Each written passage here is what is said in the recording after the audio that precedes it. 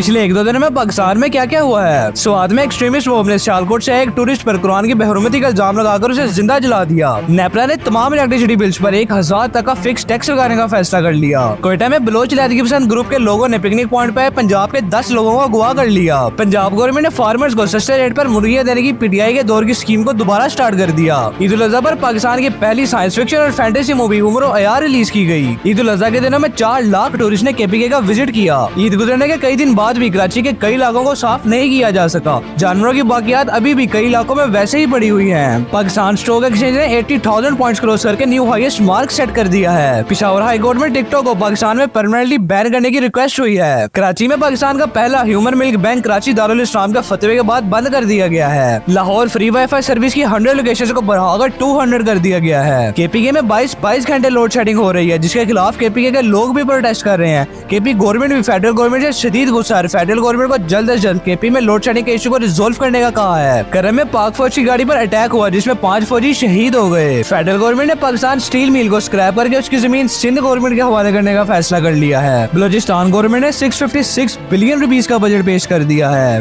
पिछले 1-2 दिनों में इंटरनेशनली क्या क्या हुआ है। 20 लाख मुसलमानों ने इस साल हज की सादत हासिल की। शदीद गर्मी में हज की वजह से हज के दौरान 1000 के करीब हाजी इंतकाल कर गए। हज के दौरान शदीद गर्मी से 600 के करीब इजिप्शियन लोगों की मौत के बाद इजिप्ट गवर्नमेंट ने 16 के करीब ट्रैवल कंपनीज के लाइसेंस कैंसिल कर दिए। रशियन प्रेसिडेंट व्लादिमीर पुतिन ने 25 साल बाद नॉर्थ कोरिया का विजिट किया है। हौतीस ने इसराइली पोर्ट हाइफा में शिप्स पर अटैक कर दिया है। यूनाइटेड नेशन ने गजा में फौरी जंगबंदी की करारदाद मंजूर कर ली है। यूनाइटेड नेशंस की करारदाद के बावजूद इसराइल ने गजा में जेनोसाइड ना रोकी। रफा और रिफ्यूजी कैंप्स पर भी अटैक किए। अब तक गजा में इसराइली जुल्म से शहीद होने वाले फलस्तीनियों की तादाद 37,000 भी क्रॉस कर चुकी है। यूएस में नाइट क्लब में मैच शूटिंग से एक शहरी की मौत हो गई और 5 लोग जख्मी हो गए। इंडियन स्टेट तमिलनाडु में देसी शराब पीने से 50 से ज्यादा लोग मारे गए। वाराणसी में Indian prime minister Narendra Modi की गाड़ी पर किसी ने चप्पल मार दी। डोनाल्ड ट्रंप ने अपनी इलेक्शन कैंपेन में कहा है कि अगर वो इलेक्शन जीतते हैं तो यूएस कॉलेज से ग्रेजुएट होने वाले फॉरेन स्टूडेंट्स को ग्रीन कार्ड देंगे। यूके के कई एरियाज में टेम्परेचर 30 डिग्री हिट करने पर हीट वेव अलर्ट जारी कर दिया गया है। यूएस में कोविड-19 के न्यू वेरिएंट LB.1 के केसेस बढ़ने लगे हैं।